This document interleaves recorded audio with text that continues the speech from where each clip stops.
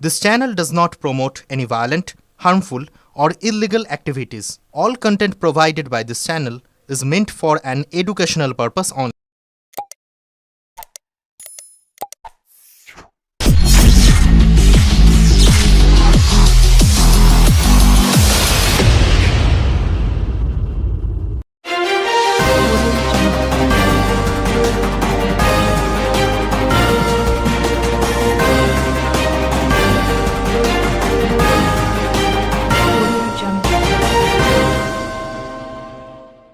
পুলিশের নাকে ঘুষি শ্রীরামপুরে গ্রেপ্তার তৃণমূল কাউন্সিলর। কেন্দ্রীয় বাহিনীর জওয়ানদের লাঠিচার্জ, ছবি ভাইরাল।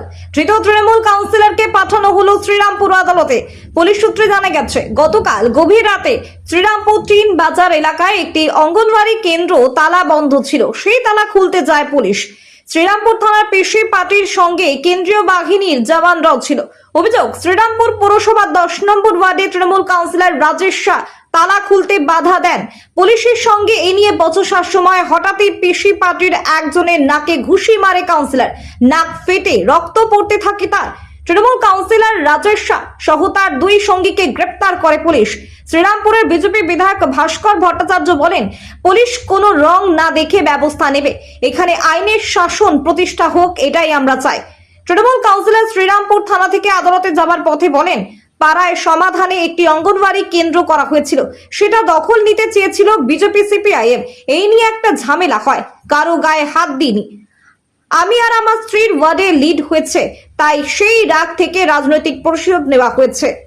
ব্যুরো রিপোর্ট, আমার কলকাতা নিউজ। ওটা স্যাংশন করেছিলাম, চেয়ারম্যান করেছিল, আইসিটিসির ঘরটা আমরা করলাম। ওটা যারা সিপিএম করতো তারা এখন বিজেপি হয়েছে, ওরা ওই ঘরটাকে দখল করতে গেছে। ওখানে আমাদের হেলথের সব মালপত্রগুলোও আছে।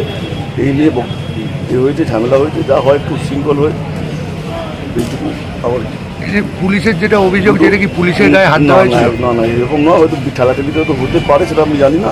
কিন্তু আমি যেহেতু 2টো ওয়ার্ডে লিড দিয়েছি, ওয়ার্ড নম্বর 9 আমার মিসেসের আর ওয়ার্ড নম্বর 10-এ, সেই একটা বিজেপির ওখানকার রাগ আছে। এটা পুরো রাজনৈতিক প্রতিশোধ নাকি? একদম একদম। আপনার নাম একটু বলেন। আমার নাম রাজেশ শাহ, ওয়ার্ড নম্বর 10। শ্রীরামপুর 10 নম্বর ওয়ার্ডের কাউন্সিলর রাজেশ শাহ অ্যারেস্ট, কি বলবেন?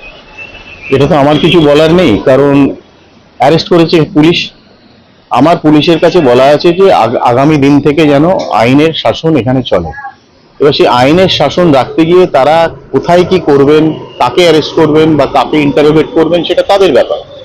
এখানে বিধায়ক কোনো ইন্টারফেয়ার করবে না। বিধায়ক বলে দিয়েছে যে যেরকম আপনাদের কাজ করার সেটা আপনারা করবেন। মানুষ চায় শান্তি, এলাকায় যেন শান্তি থাকে, ব্যাস।